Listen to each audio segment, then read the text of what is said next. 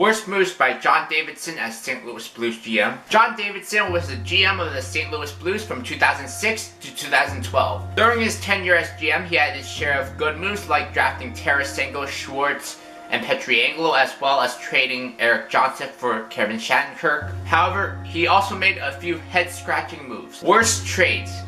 9th pick in 2007 to the San Jose Sharks in exchange for the 13th pick in 2007, the 44th pick in 2007, and the 87th pick in 2008. With the 9th pick, the Sharks would select All-Star center Logan Couture. With the 13th pick, the St. Louis Blues selected Lars Eller. Lars Eller is a solid NHL player.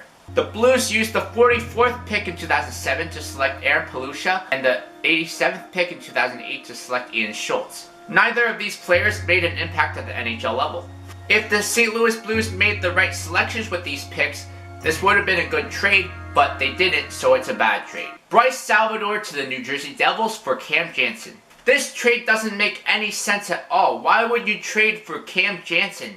He's an enforcer. On top of this, Bryce Salvador is actually a decent bottom pair defenseman who actually turned into a good player for the Devils. Ben Bishop to the Ottawa Senators for a second-round pick in 2013. This looks like highway robbery right now, but the fact that Ottawa Senators traded away Ben Bishop for a bag of pucks makes this easier for Blues fans. If Ben Bishop played for the St. Louis Blues right now, their goaltending issues would be solved. Worst free agent signings. McKee, 4 years, $4 million per season. This is a lot of money to pay for a defensive defenseman. Kariya, 3 years, $6 million per season. Kariya's stint with the St. Louis Blues was just bad. He was often injured, and he was a shell of the player he used to be. Before I mentioned that had the St. Louis Blues picked the right players with the picks they got in the San Jose trade for Logan Couture, it would have been an okay trade. This is what I would have done. Instead of Lars Eller with the 13th pick, you take Kevin Shattenkirk. By drafting Kevin Shattenkirk, that means you can trade Erik Johnson, which I'll talk about later in the video. Originally, with the 44th pick, the Blues selected Palushaj. They should have selected Wayne Simmonds with that pick. The 87th pick in 2008 was used on Ian Schultz.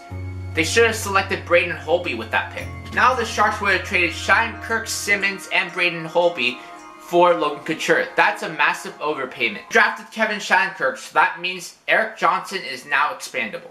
The Sabres would trade Andrej Sekera, Drew Stafford, and a first-round pick in 2011 for Erik Johnson. Stafford would give the team some quality depth scoring. Andrej Sekera would be a good, solid defenseman for the team as well.